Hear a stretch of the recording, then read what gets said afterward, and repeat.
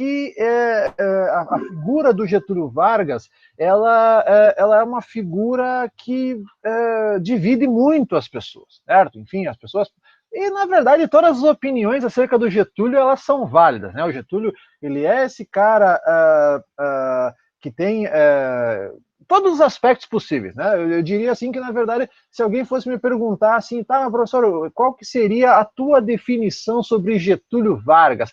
Eu diria bem simples, pragmático. Getúlio Vargas era um cara pragmático, era um cara que era um cara que era prático conforme as circunstâncias do momento. Getúlio Vargas que tem aqui uma recomendação para vocês, né? Tem aqui uma essa aqui é a capa do... Essa aqui, não, essa aqui, ó, então, esses dois aqui eu estou colocando para vocês, é a parte 1 e a parte 2 de uma trilogia sobre uma biografia do Getúlio Vargas, dividida em 3 partes, escrita pelo jornalista Lira Neto, tá? Na verdade, assim, gente, esse livro, ele não traz nenhuma informação nova sobre o Getúlio, mas o Lira Neto, ele conseguiu, digamos assim, tornar a linguagem, a descrição, a biografia do Getúlio Vargas de um modo mais acessível ao grande público. Claro que sim, ó, acessível, o preço desses livros são caros, tá, gente? Na verdade, esses 2 livros aqui eu não paguei por eles. Um eu ganhei de presente de uma turma na faculdade, quando eu trabalhava lá na FAGEP, e o outro eu tinha uns pontos para trocar lá de uns questionários que eu respondia, e aí eu ganhei, né? Na verdade, um eu consegui trocar uns pontos que eu tinha, e o 2 eu ganhei de presente de uma turma, tá? Então, e existe o volume 3. O volume 3, ele vai trabalhar nessa biografia do período do Getúlio Vargas, então, após o final do Estado Novo, período de 1945 até 1954, que é o ano da sua morte. Assim, gente, Getúlio Vargas, ele é um sujeito que ele é importante, assim, especialmente na questão da ideia de uma construção de uma identidade nacional, e isso vocês conseguem observar ali, por exemplo, na abertura desse capítulo, tem ali um jogo tem na imagem um jogo do futebol feminino, né? O futebol feminino nos Jogos Pan-Americanos de Toronto, Canadá, 2015. Então, aqui no caso, né, o que a gente vai falar ali sobre esse texto? Futebol e identidade nacional, né? Futebol e identidade nacional. Diz ali, 3 de outubro de 1930. O Brasil passava por uma profunda mudança que definiria os rumos que o país tomaria no futuro. O futebol já estava consolidado como um fenômeno de massas e levava milhares de torcedores aos estádios. No que se refere à cultura, esse é o período que marca a ascensão do samba e do futebol como elementos fundamentais para uma nova definição de identidade nacional. O samba, nascido no morro, conquistava as classes altas.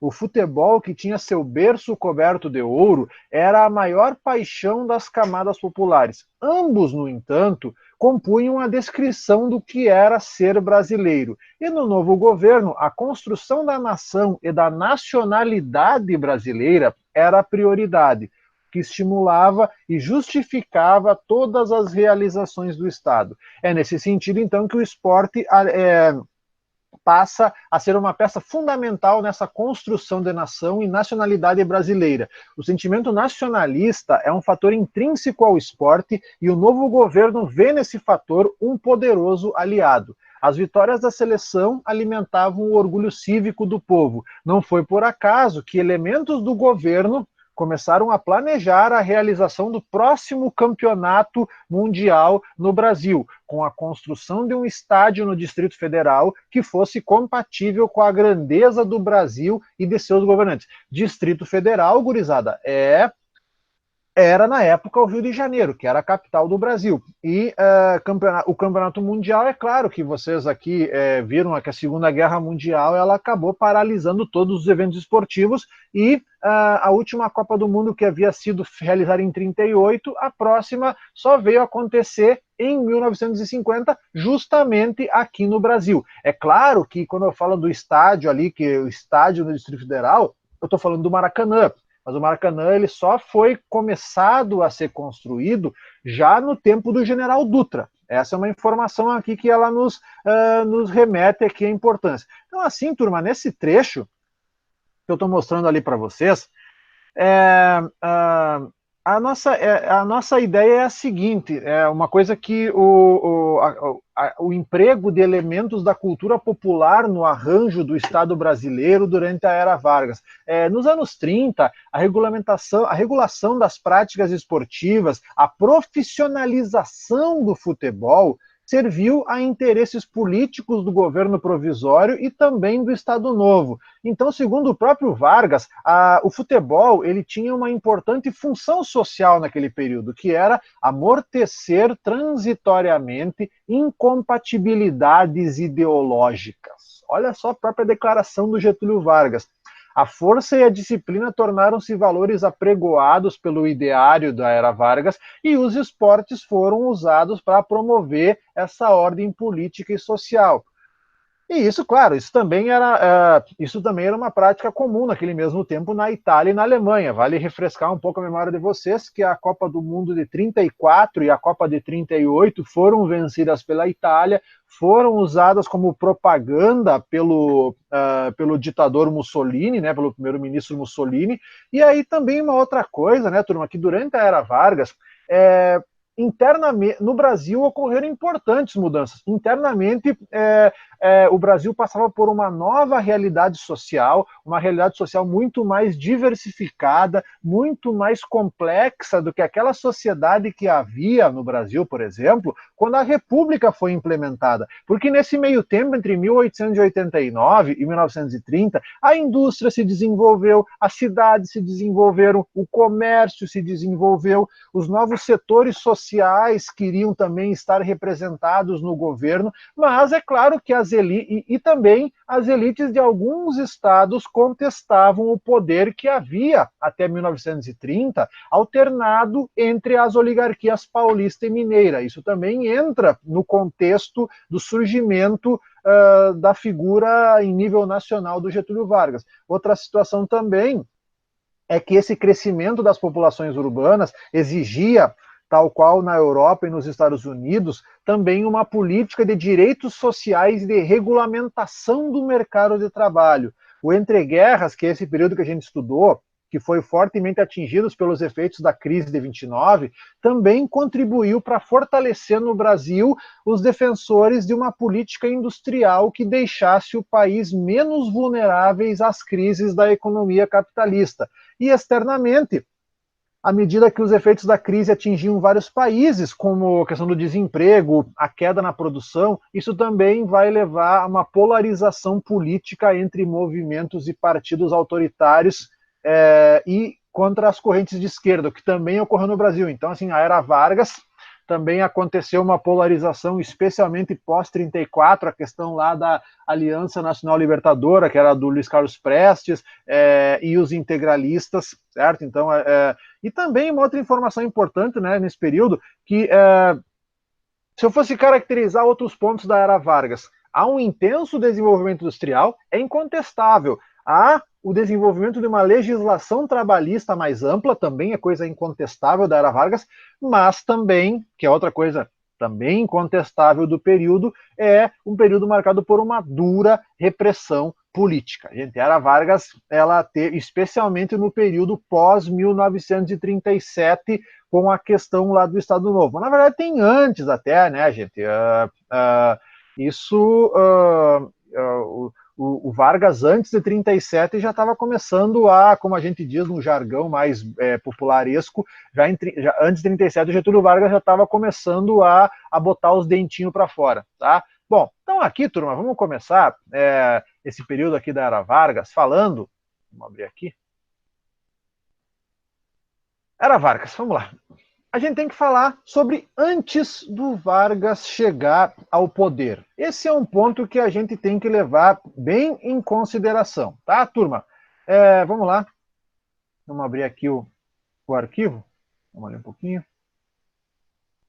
Na década de 20, vamos começar aqui então, só fazendo uma explicação, tá? Para começar, a gente tem que entender que nesse período, na década de 20, o Brasil ele passou por uma crise generalizada, né? Decorrente do impacto tanto da Primeira Guerra Mundial quanto da quebra da Bolsa de Nova York. Então, o Brasil passou por uma grande recessão econômica, retração das exportações, né? Então, os países pararam de comprar coisas do Brasil, especialmente café, e por consequência, também diminuiu a entrada de capitais estrangeiros no país. Isso acabou ali nos anos 20, então assim, ó, a gente tem que destacar então aqui nesse período até 1930, a crise econômica, a divisão entre as oligarquias, o papel do tenentismo, que a gente trabalhou lá atrás, a insatisfação das camadas médias urbanas e do operariado, as múltiplas expectativas congregadas em torno da Aliança Liberal, aliás, o próprio uso do termo que a gente vai trabalhar ali, Revolução de 30, também é uma situação que a gente vai ter que dar uma trabalhada aqui um pouco melhor. Então, assim, gente, o Brasil, ele na década de 20, ele passou por uma situação econômica não muito favorável, especialmente pela conjuntura internacional. Com o desdobramento da crise, quando o Brasil estava se preparando para escolher o presidente que governaria entre 1930 e 1934, vai ocorrer então uma ruptura dessa aliança, né? Uma ruptura política na República Oligárquica. Então, o que acontece, turma? Na eleição de 1930, já ainda sob os reflexos da crise, segundo o arranjo da política do café com leite, as lideranças dos estados apoiavam ora um candidato paulista, ora um candidato mineiro. Esse era o acordo que havia já estabelecido há algum tempo. De acordo com esse arranjo, em 1930, era para se escolher um mineiro, já que o presidente que governava o país lá em 1930 era o Washington Luiz, que apesar de ser nascido no Rio de Janeiro, foi eleito por São Paulo. Tá? Mas o que acontece? Então, em 1930, era para escolher um mineiro. Mas o Washington Luiz, do Partido Republicano Paulista, ele decide apoiar o também paulista Júlio Prestes. Gente, uma informação importante. Júlio Prestes e Luiz Carlos Prestes não tem nada a ver um com o outro. Júlio Prestes é paulista e o Luiz Carlos Prestes era gaúcho. Tá? Então, a coincidência aqui fica só por ali no sobrenome. Ponto. Então, só que o Washington Luiz apoia o Júlio Prestes, descartando o candidato de Minas Gerais. Antônio Carlos de Andrada era o governador de Minas Gerais. E aí é claro que os mineiros ficaram descontentes com essa situação e rompem com o governo e começam a articular uma campanha de oposição a Prestes. Daí eles vão se aliar a políticos do Rio Grande do Sul e da Paraíba e a grupos de oposição de outros estados. Aqui uma informação importante, gurizada. Não é partidos, aqui nessa época ainda são partidos estaduais, tá? Partido Republicano Paulista, Mineiro, Paraibano, Rio Grandense e Parará, segue lá, tá? Mas o que acontece? O Brasil, naquele momento, esse grupo, então, que se forma de Minas Gerais, Paraíba e Rio Grande do Sul, que é conhecido por Aliança Liberal, ele não tem tanto apoio assim nos outros estados, certo? São apoios mais esporádicos aqui que a gente vai trabalhar. Bom, então o que acontece? Gente, antes de eu avançar aqui, vocês têm essa parte aqui, esse material, esse resumo vocês conseguem acessar esse resumo no livro digital. Eu também posso pegar esse resumo aqui em tela e botar para vocês lá no chat, sem problema, porque eu tenho um outro material aqui específico desse período. Fala, Giovana. Que eu não sei porque a gente consegue baixar esse material, sabe? A gente tem acesso, mas claro, acho que baixar eu acho que não. Para baixar você não consegue esse material? Eu não sei, eu pelo menos não vi, sabe? Não, mas dá para assim, Temos quando você... acesso pelo portal. Aham. Mas quando você abre ele, ele vai aparecer num formato PDF, daí você pode baixar ele como PDF, daí ele funciona. Nunca Assim, vi. não, mas pelo menos aqui eu consegui baixar eles assim desse jeito, mas dá para fazer. Tenta depois. Ou qualquer coisa, eu mando esse material para vocês. Não Eu ia tem dizer, erro. se tu não te importa, Não, não me importo mesmo. Isso aqui, esse material, tá. bem tranquilo. Então, o que acontece? Nós vamos ver. Deixa eu abrir aqui um outro material para gente, a gente poder se situar aqui. A gente vai ter, então, o processo ali da eleição de 1930. Eu quero colocar umas imagens aqui para vocês. Deixa eu abrir aqui. Terceiro ano. Aqui. Revolução de 30. Vamos lá. Deixa eu abrir aqui os meus PowerPoint aí das imagens aqui que eu gosto de mostrar para vocês.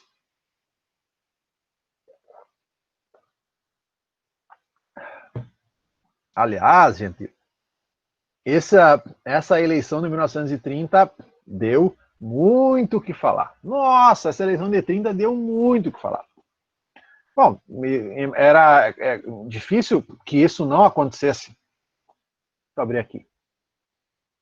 Essa eleição de 30, então, ela vai acabar envolvendo, né, essa eleição, então, ela vai acabar envolvendo o candidato de São Paulo, apoiado pelo presidente, o Washington Luiz, que vai apoiar o Júlio Prestes, e, do outro lado, a gente vai ter a Aliança Liberal, que vai indicar a candidatura do gaúcho Getúlio Vargas para a presidência, na época governador do estado do Rio Grande do Sul, e a do paraibano João Pessoa. O João Pessoa, que na época era governador da Paraíba.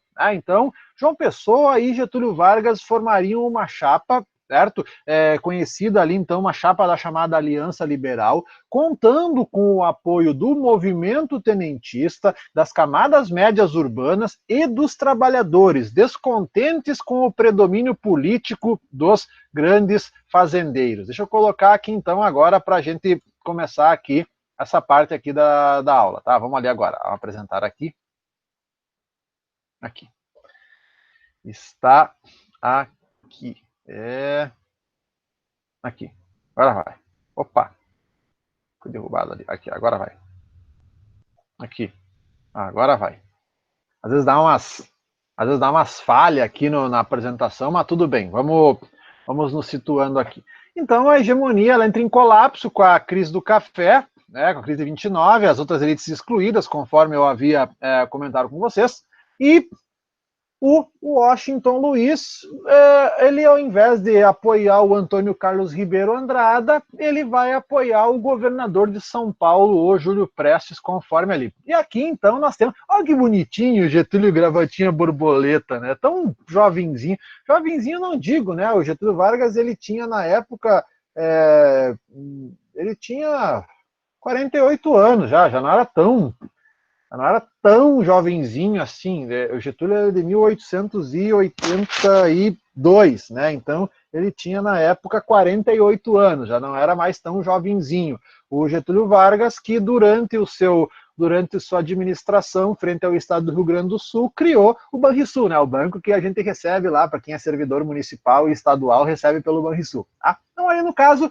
é lançada a candidatura do Getúlio Vargas a presidente e para vice o João Pessoa. E aí é o seguinte, gurizada, quando a gente pega a questão da chamada Aliança Liberal, né, a Aliança Liberal, ela buscava, através do seu programa, então ali vocês estão vendo, ó, a defesa do voto secreto, a criação de leis trabalhistas, o incentivo à produção industrial.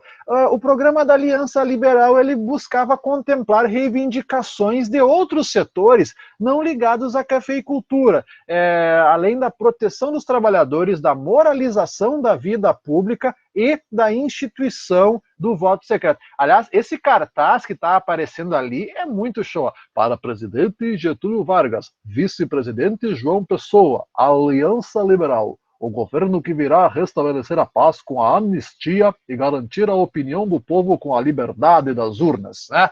Que assim, ó, cartaz é bonito, maravilha, certo? Mas na prática, as eleições, elas ainda rolavam no sistema de voto aberto, sem controle de justiça eleitoral, então a eleição ela acabou ocorrendo num clima de tensão, não tinha voto secreto, e a vitória do Júlio Prestes, de um certo modo, ela foi uma vitória previsível, certo? Apesar ali do resultado, 59% para o Júlio Prestes, 40% para o Getúlio Vargas. Aqui tem uma coisa interessante, que nessa eleição de 1930, teve um candidato chamado Minervino de Oliveira, que conseguiu ali 130 votos, que é um candidato, primeiro operário a ser candidato à presidência do Brasil, né? Então, como o Partido Comunista havia sido colocado na ilegalidade pelo presidente Washington Luiz, eu não me lembro agora se era o Washington Luiz ou o Arthur Bernardes,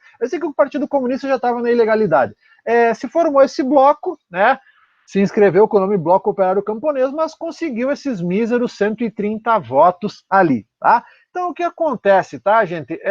A eleição, a campanha de 1930, ela ocorreu, então, nesse clima de tensão. Júlio Prestes vence e, para vice-presidente, a eleição era separada, vence o Vital Soares, que era apoiado pelo Partido Republicano Paulista e mais 17 elites estaduais, enquanto que o grupo do Getúlio Vargas e do João Pessoa eram apenas os 3 estados. Então, ali no caso, João Pessoa, e aí tem o Gastão Antunes do Bloco Operário Camponês. Então, assim, gente, tá?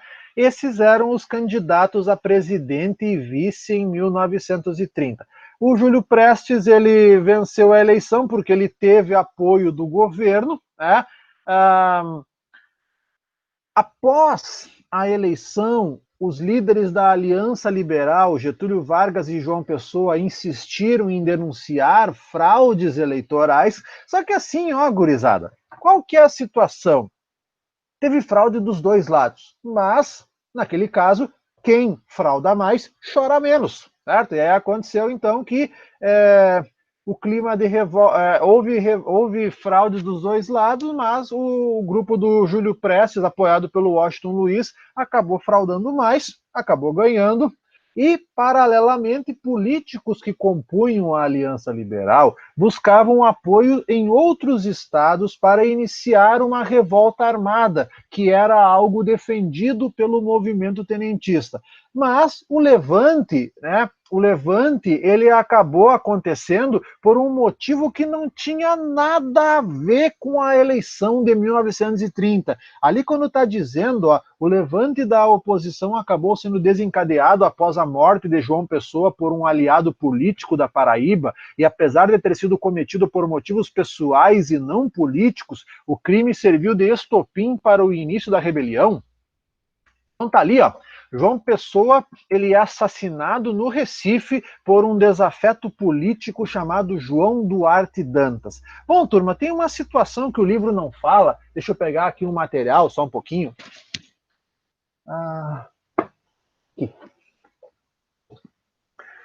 Essa é uma história que é citada aqui, ó. Essa é uma história citada aqui, lá da história da Paraíba, porque lá em 1930, antes da eleição, havia uma situação bem específica no estado da Paraíba, que houve uma divergência que acabou formando lá no interior, próximo a João Pessoa, um negócio chamado República de Princesa.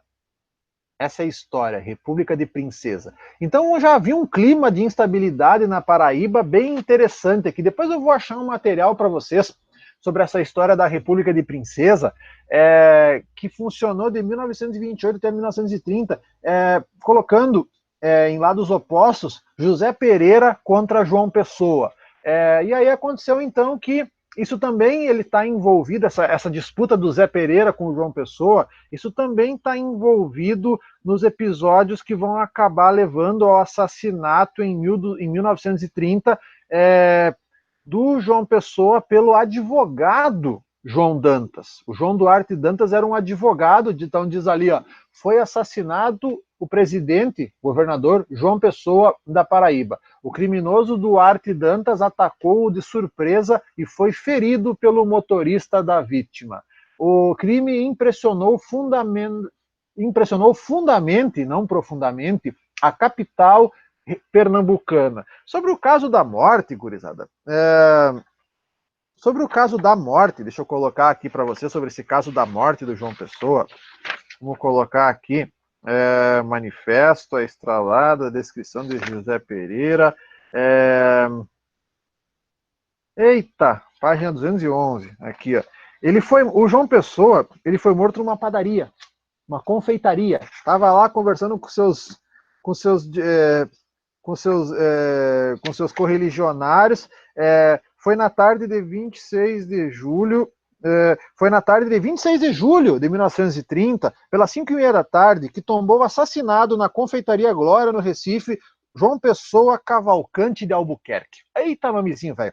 Achava-se sentado em torno de pequena mesa, tomando despreocupadamente o seu chá, em companhia de uns amigos, um advogado e ex-deputado, e uns diretores de um jornal e um comerciante. Apesar de envolvido numa luta feroz, qual o caso de Princesa, e cercado de inimigos por todos os lados, fazia-se acompanhar apenas de 2 ordenanças, e aí, bom, o João Pessoa tinha ido visitar uns amigos lá no Recife, e aí o João Dantas foi atrás do cara lá e encheu de bala o João Pessoa.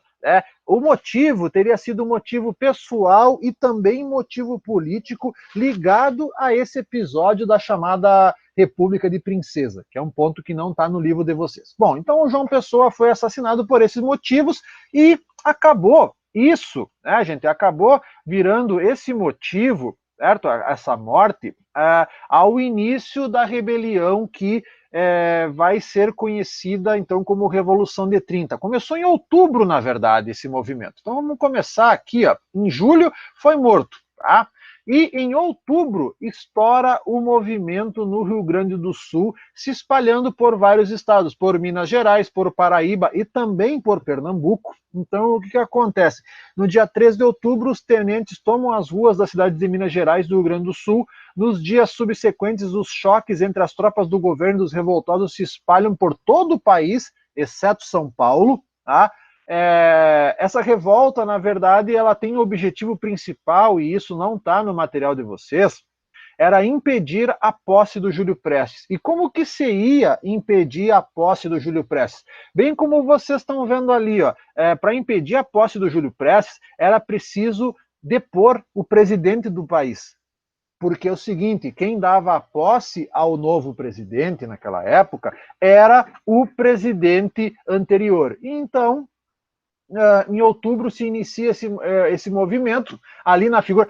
Cara, essa foto é muito boa. O Getúlio Vargas é fácil de vocês acharem aí naquela imagem. É o mais baixinho ali. Ó. O Getúlio Vargas era um cara que tinha 1,60 m, 1,63 m, que para homem é uma estatura baixa, né, gente? Enfim, o Getúlio Vargas era um cara pequeno, certo? Ele embarca de trem, então ele sai de trem lá de Porto Alegre. Aliás, o trem era, na época, de importar vitalidade para o deslocamento das tropas até a capital do país, que na época era o Rio de Janeiro. Então aqui, essa foto é muito matadora. Olha esse olhar 43 do Getúlio Vargas ali, ó. Adoro essa foto. Aqui nessa foto, então, a gente tem o Miguel Costa, que era um remanescente da coluna Prestes. Então, aí essa imagem ela é muito importante, gurizada, porque nessa imagem ali que vocês estão vendo, tá? Nessa imagem que vocês estão vendo, nessa imagem que vocês estão vendo,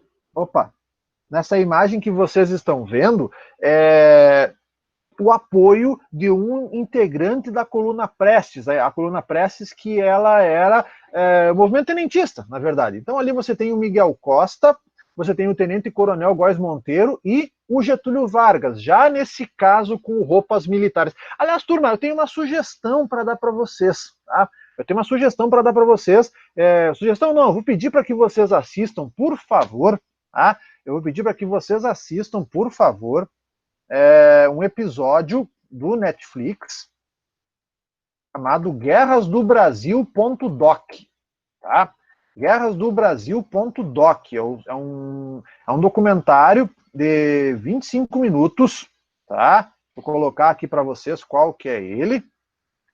Vamos abrir aqui, espera um pouquinho. Não vou passar Netflix para vocês aqui agora, tá? Mas eu vou só mostrar para vocês aqui daqui a pouquinho. A gente pode, de repente, ver isso num outro momento, tá? Guerrasdobrasil.doc, o episódio 4, tá? O episódio 4 tem 26 minutos, que é sobre a Revolução de 30. Assistam, tá? Vai ficar de tarefa para vocês assistirem esse documentário de 26 minutos sobre a Revolução de 30. Tem detalhes bem interessantes aqui. Fala, por exemplo, nesse documentário, que o Getúlio Vargas ele não estava...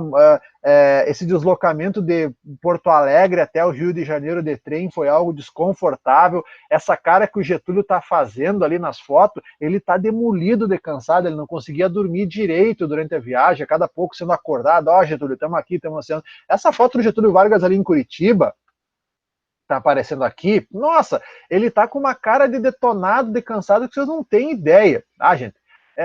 Bom, e aí o que acontece?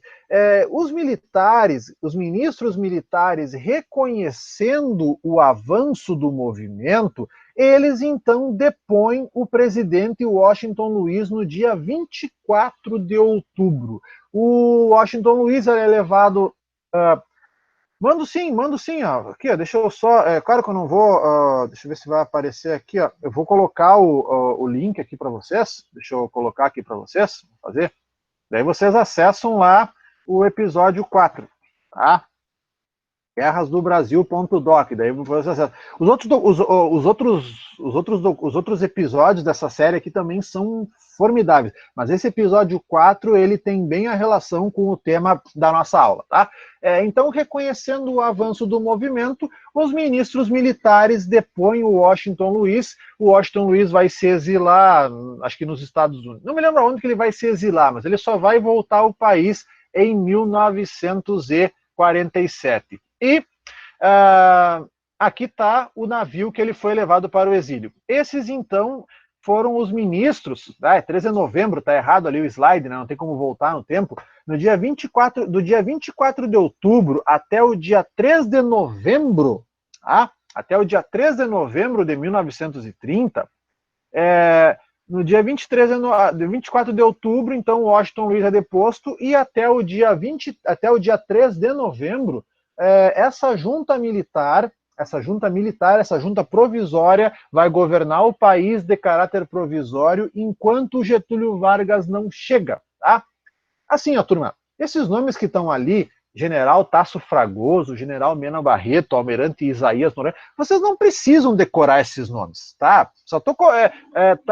tá ali o nome dos caras para vocês saberem, como diz outro, vamos dar nome aos bois, como se diz, certo? Então esses são os caras que governaram o Brasil provisoriamente até que o Getúlio Vargas chegasse no dia 3 de novembro lá e tomasse o poder. Aqui está o Getúlio chegando no Rio de Janeiro, junto com as tropas, né, saudando a vitória da tropa revolucionária que leva o Vargas ao poder.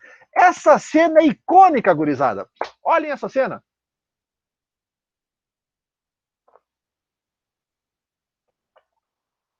Como ele era baixinho. Bota baixinho, né? Para homem ele era baixinho mesmo. Assim, ó, a cena que tá ali acima, dos cara de cavalo e de pala, cara, gente, assim, ó, essa imagem, ela faz parte de uma construção de uma identidade da Revolução, a criação de um imaginário da Revolução de 30. Quando você olha essa imagem, tu pensa, mas nós aqui do Rio Grande do Sul, chegamos aqui no Rio de Janeiro de a cavalo, amarramos os obeliscos, amarramos o cavalo no obelisco aqui, nesse poste grande aqui, e tomamos o poder de a cavalo. É a ideia que se dá quando você vê essa imagem. Porque assim, turma, essa foto ela foi tirada em novembro.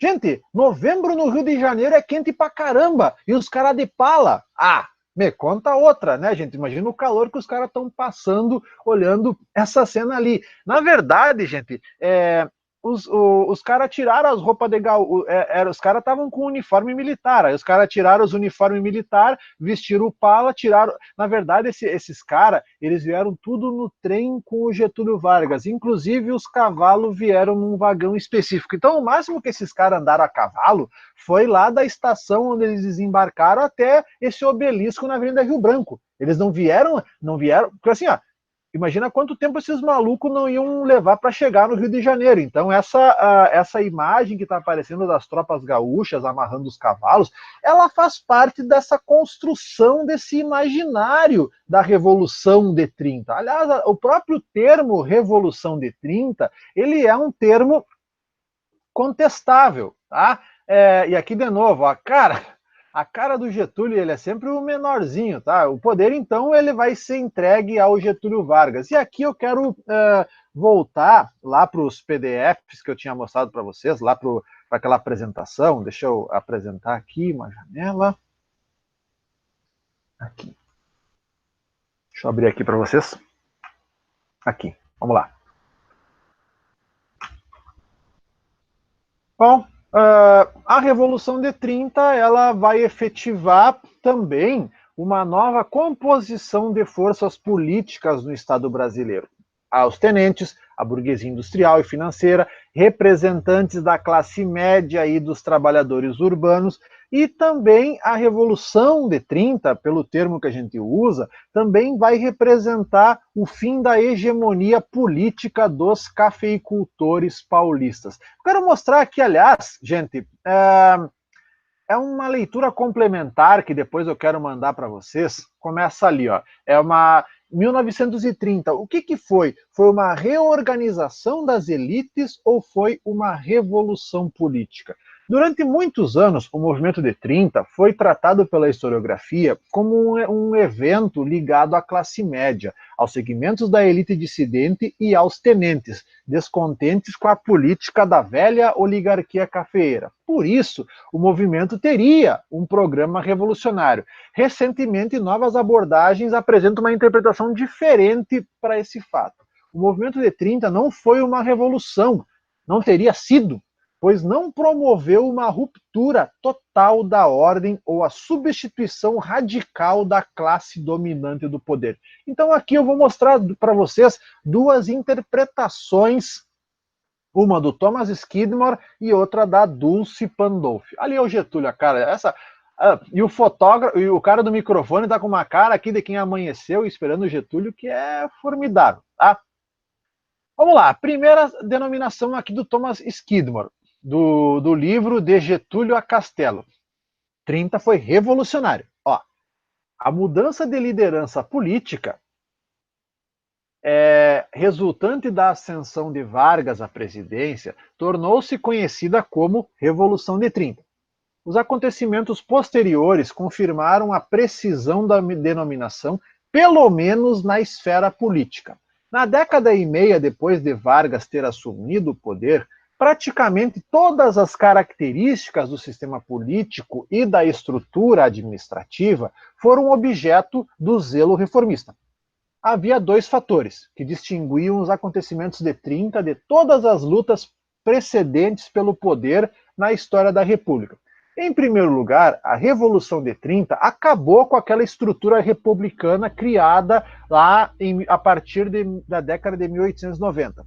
Em segundo lugar, havia uma concordância disseminada, antes de 30, quanto à necessidade de uma revisão básica no sistema político.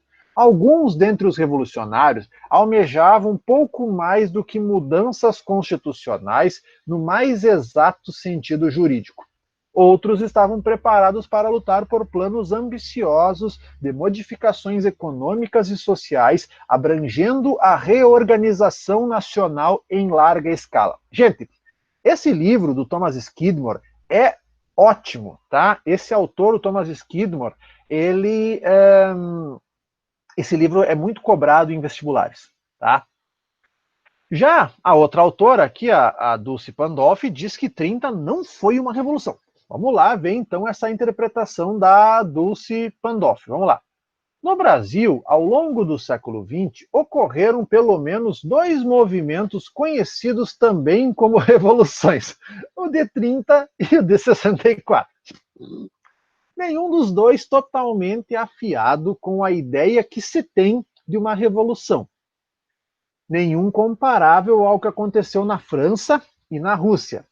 Porque sempre que se pensa na categoria revolução, pensa-se imediatamente numa total ruptura de ordem, em uma tomada brusca de poder, em uma substituição radical da classe dominante, em uma ampla participação popular. Tanto em 30 quanto em 64 aqui no Brasil, apesar de ter havido uma ruptura da ordem constitucional, não houve mudanças substantivas na estrutura de classe do país e nem uma total troca dos grupos do poder. Em diferentes medidas, mesmo que esses movimentos tenham recebido apoio da população, não contaram com significativa participação popular. Em ambos, o apoio decisivo veio dos militares. Por isso, muitas vezes, as chamadas revoluções brasileiras são registradas na categoria golpe. Mas enquadrá-las como golpe ou como revolução não é o mais importante. Importa entender o significado, os dilemas e, sobretudo, o legado deixado por esses movimentos, ou seja, a herança deixada por esses movimentos, tanto de 30 quanto de 64, que a gente vai estudar mais adiante ali na história, tá? Então aqui, turma, deixa eu fechar aqui então esse material agora, tá? Ver se eu já não tenho mais nenhum outro, porque esse tema aqui eu trouxe vários outros materiais, não, é para cá, aqui. Então, tá? Vamos dar uma comentada aqui, então, que foi o final, esse período, então, aqui, ele nos é conhecido pelo nome de Revolução de 30. Então, aqui, beleza, tá, gente? Até aqui a gente chegou, Getúlio Vargas chega ao poder, finalmente, então, através de uma revolução ou golpe, tanto faz, vocês podem usar o termo que vocês quiserem aqui para falar do Getúlio Vargas, tá? E nós, então, a gente pode falar aqui, ó, gente, desse período, né, na verdade, o período provisório, o período que o Getúlio Vargas governou de 1930 até 1934, esse foi um período em que o Getúlio Vargas ele tomou uma série de medidas centralizadoras. Por exemplo, a gente pode falar ali a criação dos Ministérios dos Negócios, da Educação e da Saúde Pública, que subordinou ao governo federal todos os assuntos relativos a ensino, saúde pública e assistência hospitalar, a lei de sindicalização, tá? Mas, né, gente, esse processo aqui da revolução, esse processo aqui do movimento do governo provisório, então a gente pode falar que é o seguinte: o Vargas, na condução de chefe do governo provisório, ele procurou então atender, deixa eu colocar aqui, ele procurou atender às reivindicações das forças políticas que lhe deram sustentação. Mas, logo de cara, ficou evidente as divergências entre os grupos que subiram ao poder. De um lado, você tinha os civis, né, então ali, civis classe média urbana, banqueiros, industriais e latifundiários que desejavam a democratização do país por eleições livres, um governo constitucional, plena liberdade civil, e do outro os tenentes que tinham aquela ideia de governo forte, centralizado, que promovesse o desenvolvimento econômico, que modernizasse as estruturas do Estado. E uma das primeiras medidas do governo foi baixar um decreto, o 19398, que dissolve o poder legislativo nas instâncias federais, estaduais e municipais, até que fosse eleita a Assembleia Constituinte. Assim, então, Vargas ele tinha provisoriamente o poder executivo e legislativo. As leis que antes eram elaboradas e aprovadas pelo Congresso agora eram criadas e aplicadas diretamente pelo Vargas, que então governava através de decretos. É que assim, gente, Getúlio Vargas, só para uma informação para não deixar vocês de fora, Getúlio Vargas era um cara formado em direito. Então, de leis, ele conhecia. Era governador, enfim.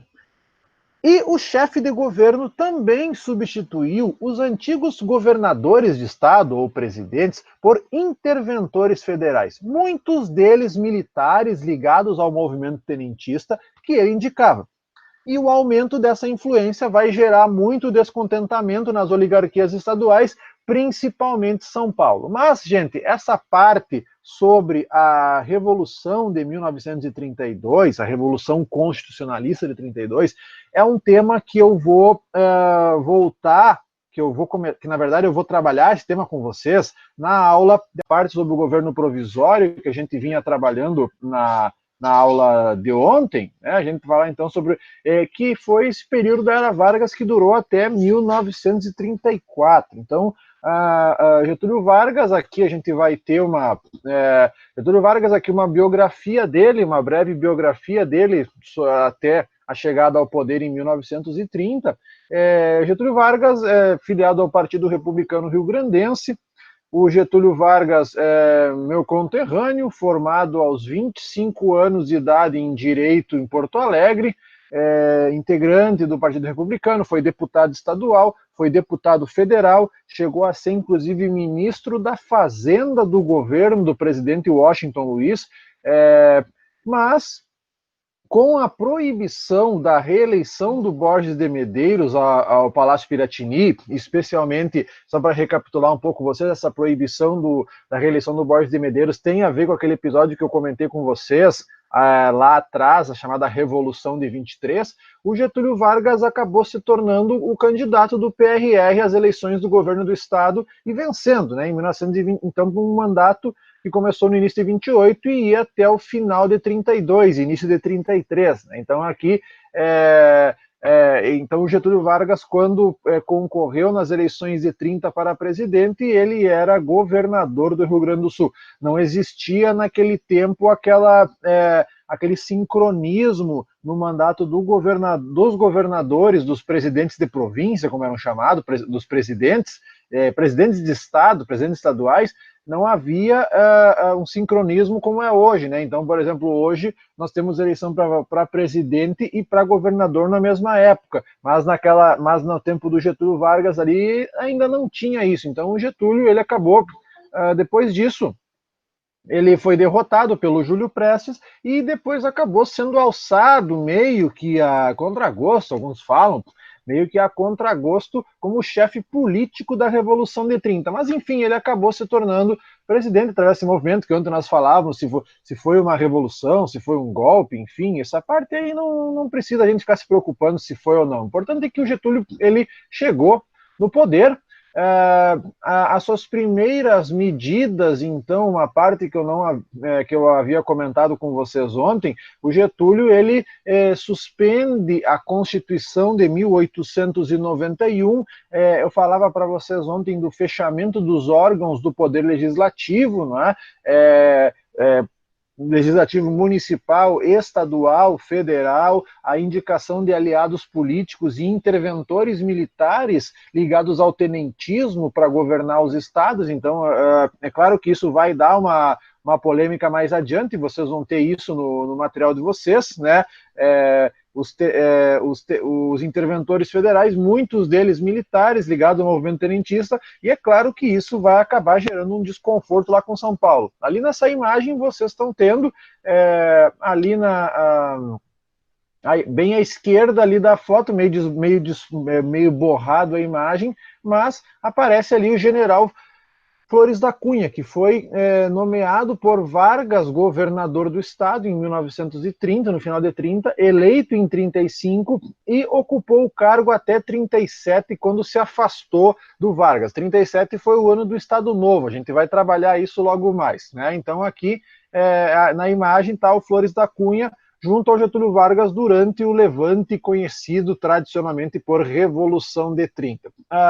Outra situação aqui também periclitante no período, né? Outra situação aqui periclitante no período é a criação, isso talvez apareça, eu mandei para vocês naquele resumo, quando eu coloquei naquele resumo ali, falava sobre acúmulo, criação, aparece ali, mas não aparece no material de vocês, não aparece, não achei aqui no livro de vocês para falar, mas já em 1930, logo que ele assume a presidência, ele cria o Ministério do Trabalho, Indústria e Comércio, responsável, então, por mediar uma legislação trabalhista entre operários e patrões. E aqui aparece o Getúlio Vargas nomeando o primeiro-ministro do Trabalho, que foi um cara daqui do Rio Grande do Sul, chamado Lindolfo Collor, né? Lindolfo Collor, que sim, gente, Lindolfo Collor, avô do que foi presidente e atualmente é senador lá por Alagoas, Fernando Collor de Mello. Sim, gente,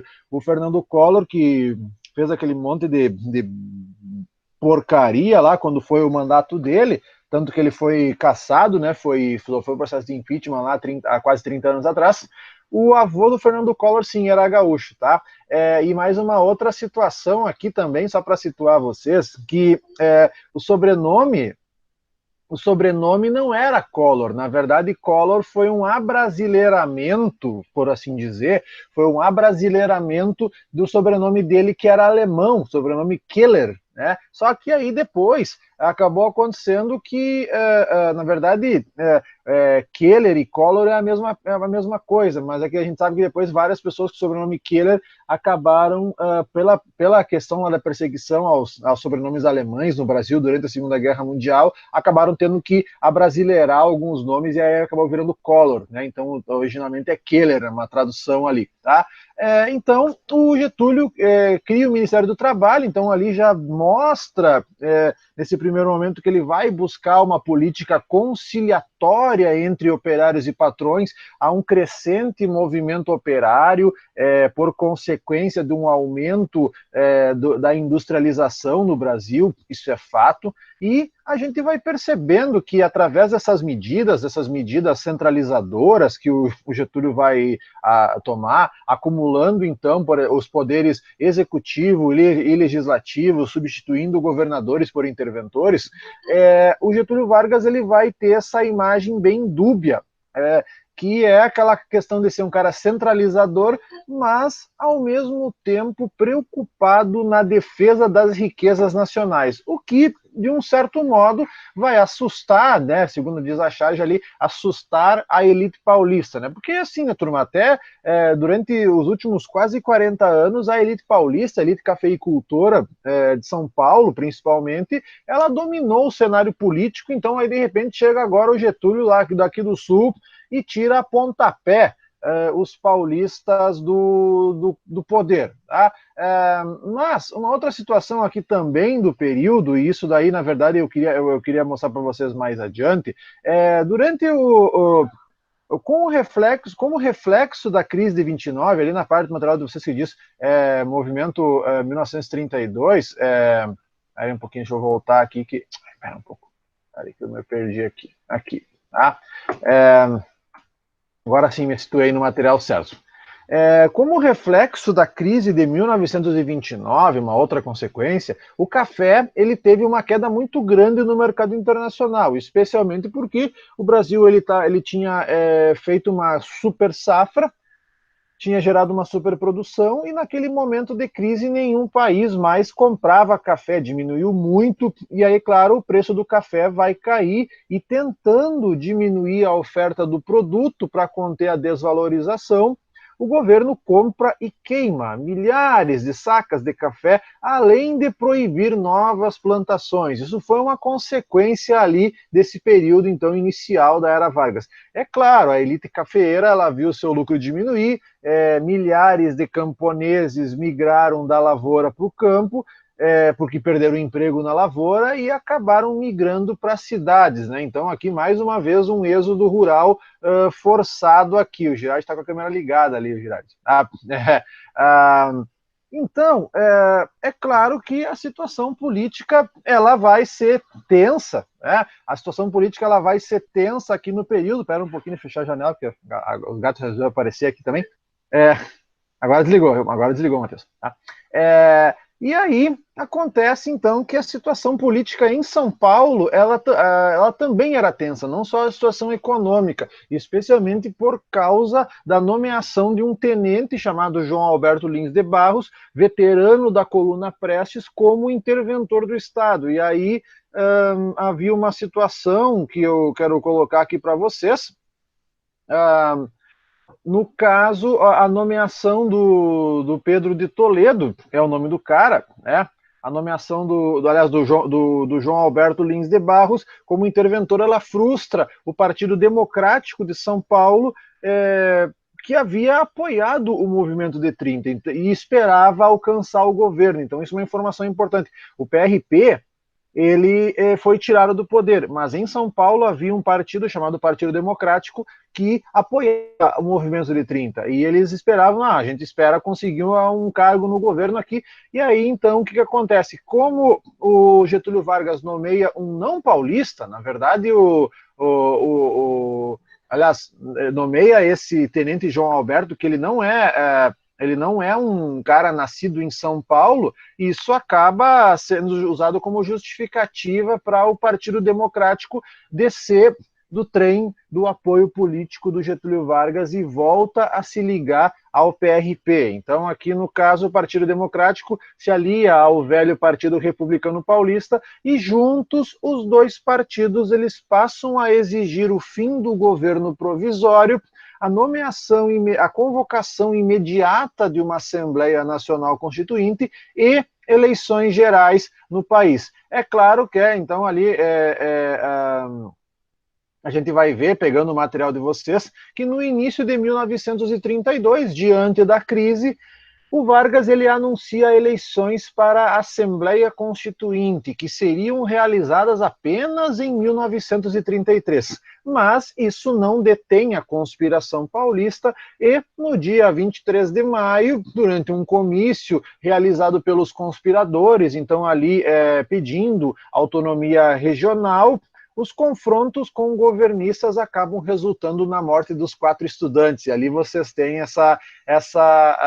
esse cartaz de propaganda ali, os estudantes, né, os nomes ali, Martins, Miragaia, Drauzio e Camargo, que suas iniciais, então, acabaram batizando o movimento um movimento iniciado em 9 de julho. Eu adoro isso, eu acho isso muito presunçoso, a galera que gosta de usar latim, né? Porque se tu olhar ali, por exemplo, olha que fuleiragem esse cartaz aqui, ó. Tu pega, tem uma cruz, é uma coisa misturando cristianismo, catolicismo mais tradicional, ali, por exemplo, em hoc signo vinces, tipo, com este símbolo vences, e aí, então, ali embaixo, né, ali dute et decorum et pro patria amore, é doce não sei o que lá, morrer pela pátria, tá dizendo ali, e no lado direito tá dizendo ali, non ducor, duco, que é aquela fuleiragem que aparece na bandeira de São Paulo, não sou conduzido, conduzo, eu sou São Paulo, a locomotiva da nação, que é aquela coisa que os paulistas gostam de, né, e se vocês olharem nesse cartaz ali, a 23 de maio, tá dizendo aqui no canto superior esquerdo, 23 de maio, que é quando os estudantes acabaram morrendo no confronto com a polícia, e no dia 9 de julho, que foi quando, no caso, começou o conflito que acabou conhecido, né? Então acabou conhecido como Revolução Constitucionalista, né? Então aqui uma revolução, né, gente? Uma revolução entre aspas, certo? Então, em julho de 1932, começa o conflito e São Paulo recebe apenas o apoio do Mato Grosso. Esse cartaz que vocês estão vendo ali à esquerda, ali onde diz cartaz de propaganda antigetulista, esse cartaz, ele inclusive ele chegou a cair alguns anos atrás numa prova do Enem, certo? Se vocês pesquisarem, é uma questão acho que 2012, 2011, não lembro bem ao certo, sobre a Revolução Constitucionalista, aparece esse cartaz ali numa questão do Enem. E aquela outra imagem ali, ó, você tem um dever a cumprir, consulte sua consciência. É a famosa versão BR do Tio Sam, né, do Tio Sam norte-americano. Então ali você consulte sua consciência. Aliás, gente, guardem esse cartaz aí, porque depois ele vai aparecer novamente com um novo layout, reacionário na extremidade. A gente vai vendo isso logo mais. Então, consulte sua consciência, certo? Tipo o tio Sam aqui, e o nosso tio Sam não tem barba, né? Nosso tio Sam, ele é jovem. Então, aqui no caso, a luta acabou mobilizando em torno de 30 mil combatentes do estado de São Paulo. Inclusive, isso foi referência, apareceu sobre esse conflito, a chamada Revolução Constitucionalista, foi citado nessa última novela das 6 que foi gravada, essa Éramos 6, tinha umas cenas daquela novela ali, que uma vez que eu estava zapeando nessa novela das 6 horas, que mostrava um dos filhos lá da personagem principal lutando nesse conflito ali de São Paulo em 1932, a Revolução Constitucionalista. É claro que aqui, ó, vocês estão vendo nas imagens, soldados paulistas com a metralhadora resistindo contra o avanço das tropas federais, as tropas numa estação ferroviária, as mulheres sendo convocadas para atuar como enfermeiras voluntárias. Que medo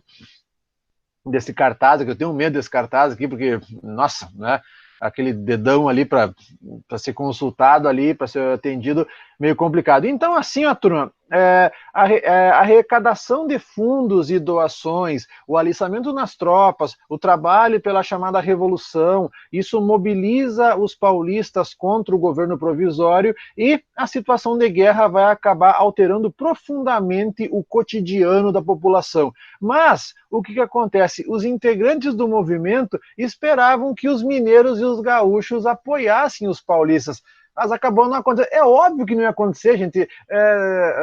Na verdade, esse movimento constitucionalista ele é bastante reacionário pela sua essência, especialmente porque, pensa, né, gente, os paulistas tiveram no poder o tempo todo, né, quase todo o período da República ali, de 1894 a 1930, só fazendo aquela alternância de ocasião com Minas Gerais. E lá em 1930 os paulistas traem os mineiros e acabam sendo, né, acabam puxando os gaúchos para a conversa. Vocês esperavam que agora os mineiros e os gaúchos iam apoiar os paulistas, que eles lutaram tanto para tirar? Os caras são trouxa, no mínimo, são uns otários. Bom, aí acabou acontecendo, é claro que tem ali, e o governo federal acabou mobilizando em torno de 100 mil combatentes, então 30 mil contra 100 mil, é óbvio que o governo federal ia derrotar os revoltosos paulistas nisso aqui, tanto que 3 meses depois, 3 meses, gurizada, os paulistas foram derrotados pelas tropas federais. Aliás, né, gente, por isso que lá em São Paulo, no estado de São Paulo, dia 9 de julho feriado, tá, gente? Dia 9 de julho, deixa eu só voltar aqui um pouquinho, só para confirmar, 9 de julho, 9 de julho é feriado estadual em São Paulo, né? Então, nesse ponto, São Paulo e Rio Grande do Sul são meio parecidos, né? O 9 de julho é o 20 de setembro deles, né? Então, assim como aqui, lá, eles comemoram uma guerra que perderam. Tá? Paz. Os paulistas e os gaúchos perderam as suas guerras que fazem feriados estaduais, né? Então aqui, sim, perderam, gente. Não vem com esse negócio de acordos, o que acordou é que perdeu, tá? Aqui vocês estão vendo, então, também um outro monumento lá na cidade de Campinas, aos heróis da Revolução Constitucionalista de 1932. Uau! Beleza! Deixa eu mostrar aqui um negócio para vocês. Vocês têm ali no material de vocês... vocês têm ali no material de vocês, no livro de vocês, tem uma citação que aparece ali, para navegar, a mulher na Revolução de 1932. Deixa eu abrir aqui o material para ver se vai aparecer. Eu quero mostrar para vocês o que vai aparecer, o que é aquele link que está aparecendo ali. Eu estou abrindo esse link aqui agora para a gente ver o que está aparecendo nesse material aqui. Ih, ferrou, tá? Se vocês tentarem abrir esse material, a mulher na Revolução de 32, apareceu ali erro 404. Ixi, a vida, fechou, errou, né? Tentar de novo só para ver uma coisa aqui.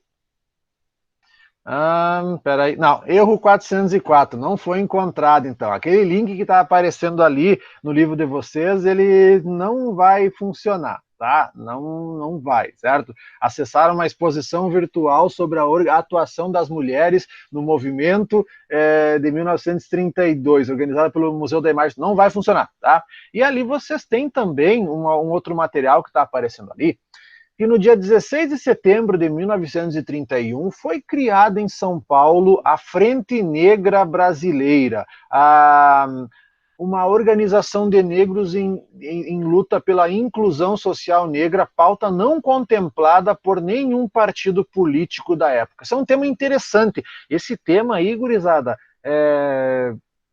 pode aparecer eventualmente num Enem, se tiver Enem, né? Enfim, não sei, agora foi postergado, mas enfim, não é o caso agora. A entidade cresceu ao longo dos anos, chegando a contar com milhares de associados, criaram escolas e jornais para negros, além de símbolos identitários como hino, bandeira e até mesmo um batalhão paramilitar, a milícia Frente Negrista, que na verdade a gente quase não ouve falar desse tema, isso que é verdade, tá?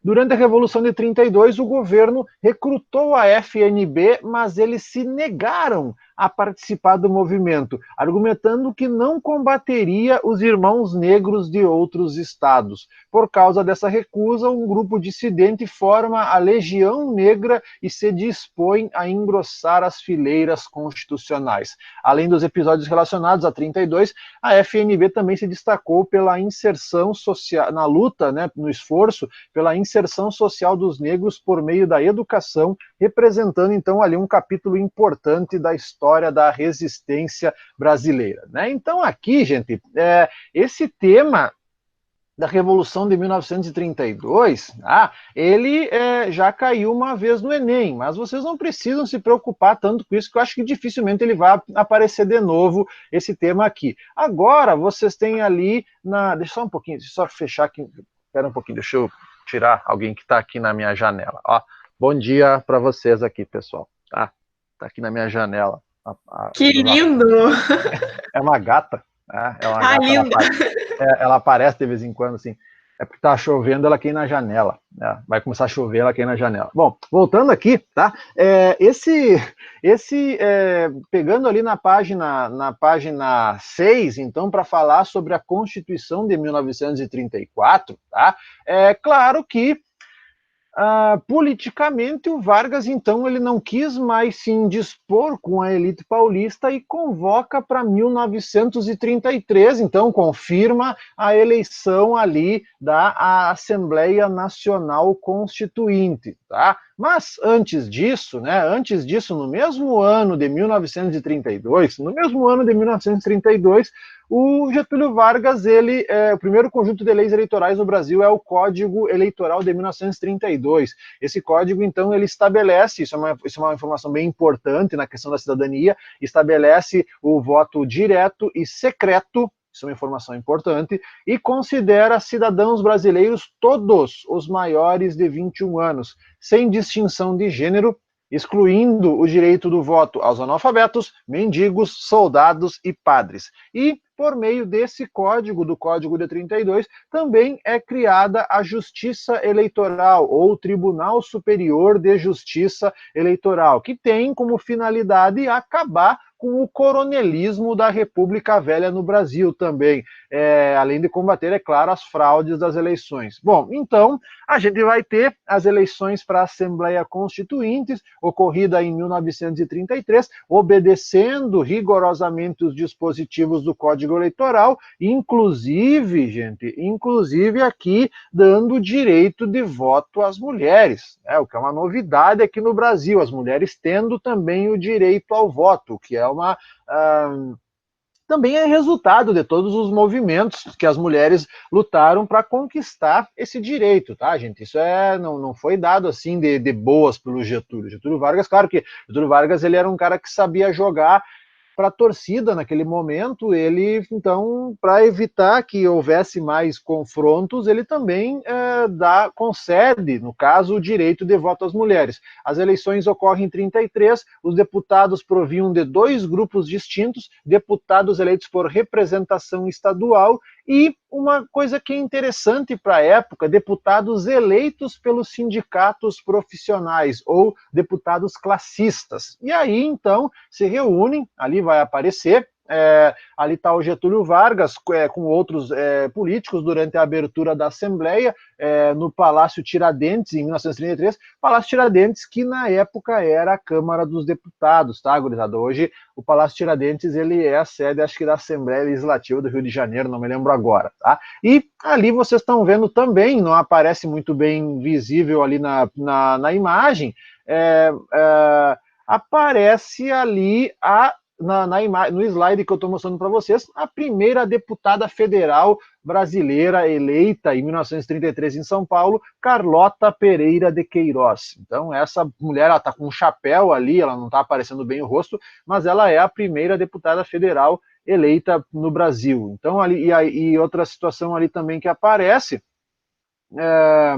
uma parte ali falando sobre o voto, é claro, né? Vocês têm ali, antes de nós seguirmos ali falando sobre a nova Constituição, que é um ponto que é importante, eu vou pedir para vocês olharem ali no livro de vocês, na página 6, aquela parte de Saiba Mais, aquele quadrinho ali que fala que no ano de 1926 o governo do Rio Grande do Norte, então uma coisa, para você ver como tem alguns fatos que aparecem que aparecem em alguns materiais e outros nos resumos não. Em 26 o Rio Grande do Norte aboliu a distinção por sexo para o voto no Estado. A medida foi contestada pelo Senado, mas abriu precedente para o pedido de alistamento eleitoral de várias mulheres. Alzira Soriano aparece, então, como candidata à Prefeitura de Lages, Rio Grande do Norte, e vence as eleições de 1929, tornando-se, então, a primeira mulher latino-americana eleita prefeita. Esse nome é interessante aí, Alzira Soriano. Aqui no Sul a gente não vê tanto, porque, enfim, a história é mais do Nordeste, a gente não vê tanto. Para você ver como, né, alguns estados eles tomam a vanguarda de algumas ações. As brasileiras dos demais estados conquistaram o direito ao voto somente em 32, quando o novo código aboliu a distinção por sexo. Mas até 45 o voto era obrigatório apenas para as mulheres que exerciam função pública remunerada. Então isso é uma situação aí, né, meio função pública remunerada, de repente tem uma professora estadual, municipal, enfim. Além de lutar pelo direito ao voto, as mulheres também exigiam o fim da legislação que definia, olha que coisa só, definia as mulheres casadas como incapazes e, por isso, dependentes da autorização dos seus maridos para trabalhar. Mas essa demanda só foi atendida em 62 com a criação do Estatuto da Mulher Casada. Em 62, lá no governo Jango, é que foi estabelecido isso, né? Então, para vocês verem como a questão da mulher no Brasil, ela não foi fácil, né? Não foi fácil mesmo. Essas coisas aí são bem complicadas de trabalhar. Bom, então ali vocês têm ali, voltando, né, para a nossa explicação, vocês têm a Carlota participando como deputada constituinte, certo? E em julho de 1934, a nova Constituição ela vai ser promulgada. Essa Constituição é uma Constituição bastante avançada, dá para dizer tranquilamente, sim, Estados Unidos do Brasil, bem como está ali.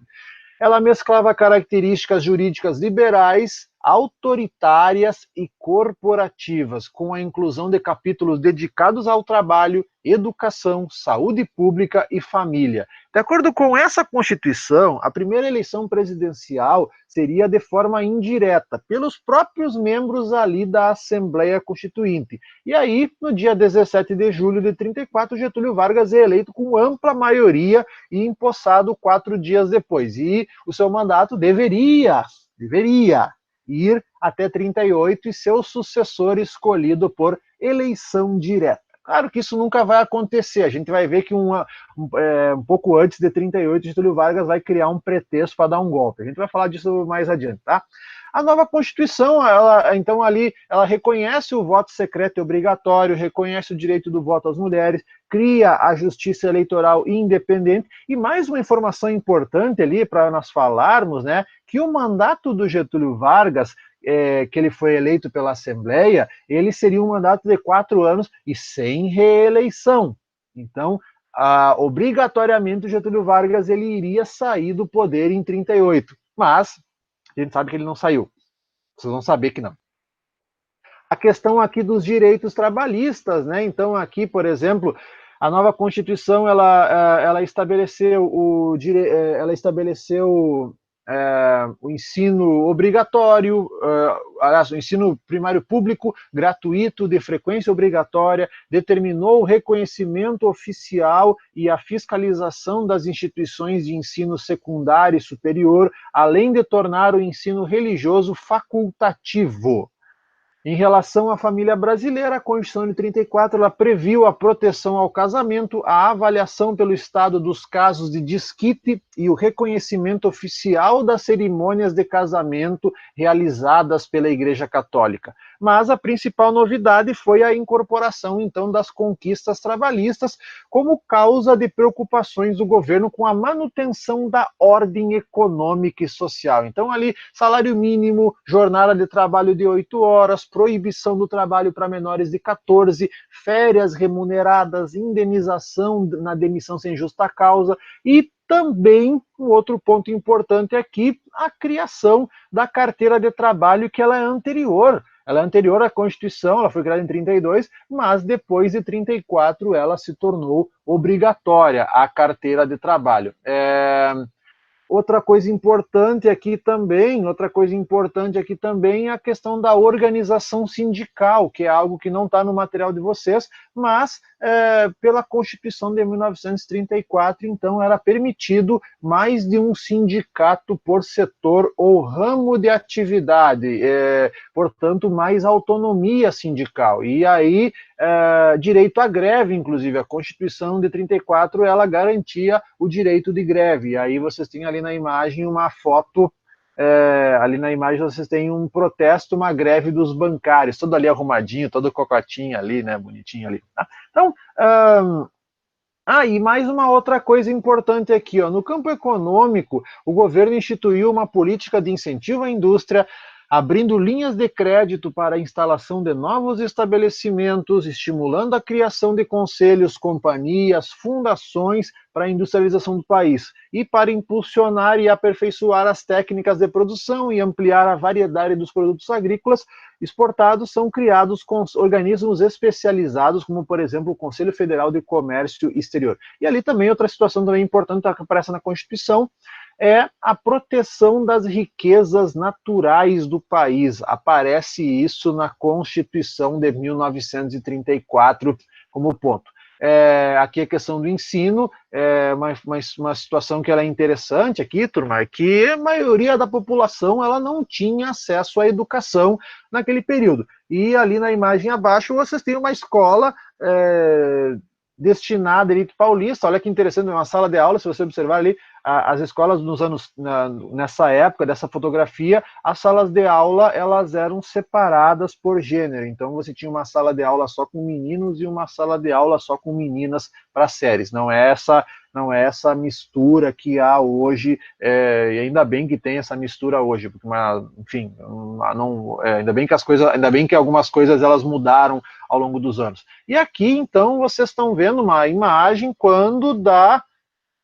dos deputados constituintes reunidos no Palácio Tiradentes, Rio de Janeiro, e depois de 8 meses de debate, então, a Constituição foi promulgada. E também ali um resultado que eu queria mostrar para vocês, o estabelecimento da eleição indireta do presidente. E aí a gente chega nesse resultado aqui, turma. 248 constituintes participantes da eleição indireta, 175 elegem o Getúlio Vargas presidente. O segundo mais votado, o Borges de Medeiros, ex-governador do Rio Grande do Sul e antigo aliado do Vargas. Mas ele foi eleito deputado federal em 33 e acabou virando um dos mais ferrenhos opositores do Vargas na Assembleia Nacional Constituinte. Então é interessante isso. Ele era aliado e virou opositor. Aliás, gente, Getúlio Vargas ele é um cara que ele gerava muito amor e ódio nas pessoas. As pessoas, ele tem essa figura aí. Tem outros dois ali que aparecem, dois militares, o Góes Monteiro, que chegou a virar ministro da Guerra em 34 e 35, e tem ali o Protógenes Guimarães, e outro ali que nem precisava para saber o nome, porque isso não tem importância nenhuma. Né? Então aqui, gente, num primeiro momento, o governo provisório,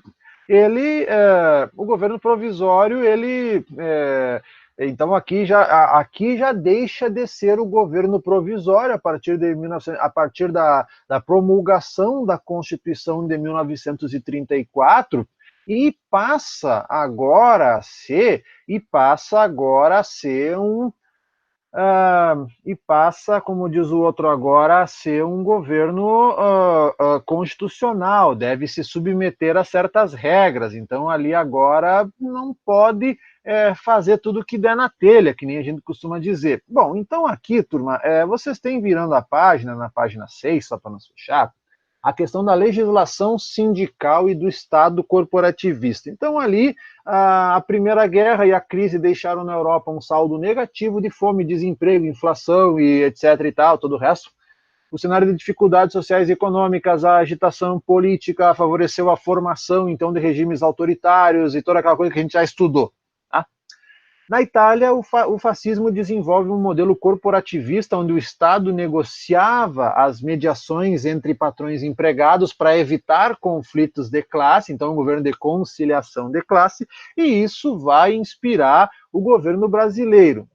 Uma das primeiras medidas do Vargas, então, foi justamente a criação do Ministério do Trabalho, que nem eu já havia citado antes, e com isso, alguns direitos que o movimento reivindicava desde o início do século XX foram regulados pelo Estado e se tornaram leis. Então, ali que eu já tinha falado, 8 horas, um dia de folga após 6 dias de trabalho, caso se estendesse o horário, hora extra, salário mínimo, férias anuais, essas coisas que ainda existem hoje.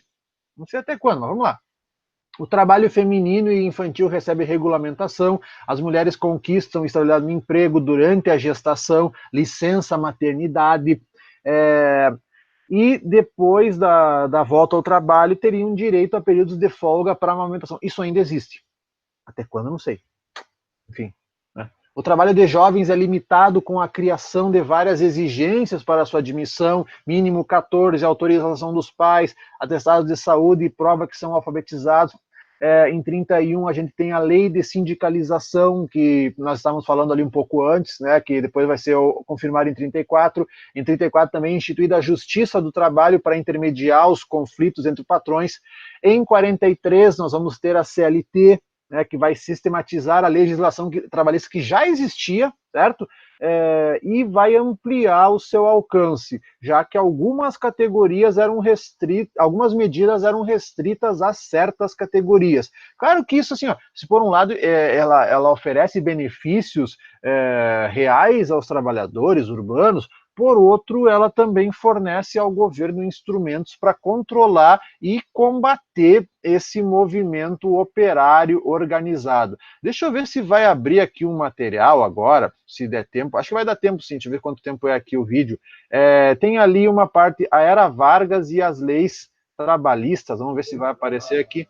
Tá, vai dar tempo. Eu vou encerrar, eu vou abrir aqui, ó, uma guia do Chrome, e vamos aqui, ó.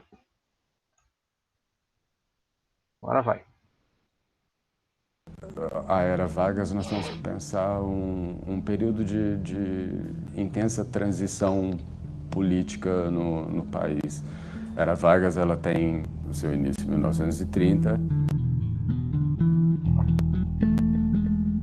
O que acontece durante esse período é a constituição de um pacto entre governo e trabalhadores com a troca de certa obediência política por direitos sociais. Boa parte da mão de obra industrial no Brasil, que era basicamente têxtil, era composta por mulheres e crianças com jornadas de trabalho gigantescas.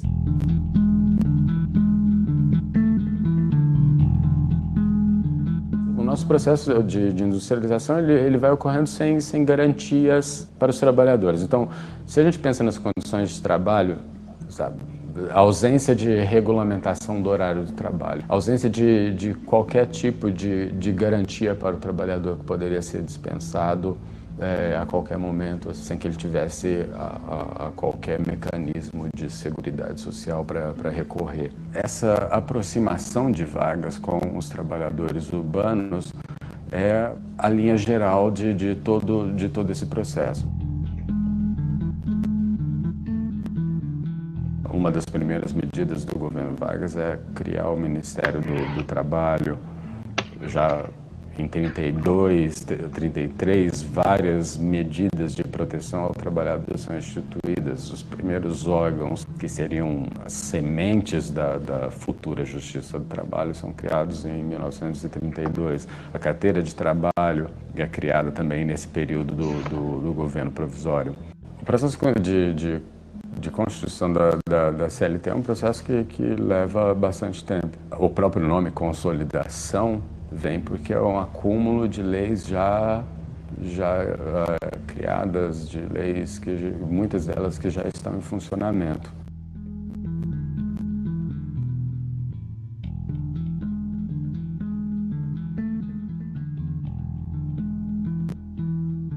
Muita gente diz que a primeira lei de proteção ao trabalhador que é a Lei de Acidentes de Trabalho em 1919.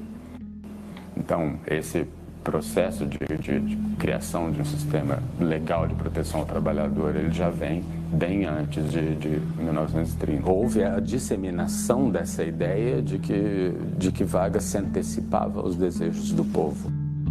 E vão se construindo esses mitos, o mito de pai dos pobres, por exemplo, o mito de protetor dos pobres e protetor dos trabalhadores.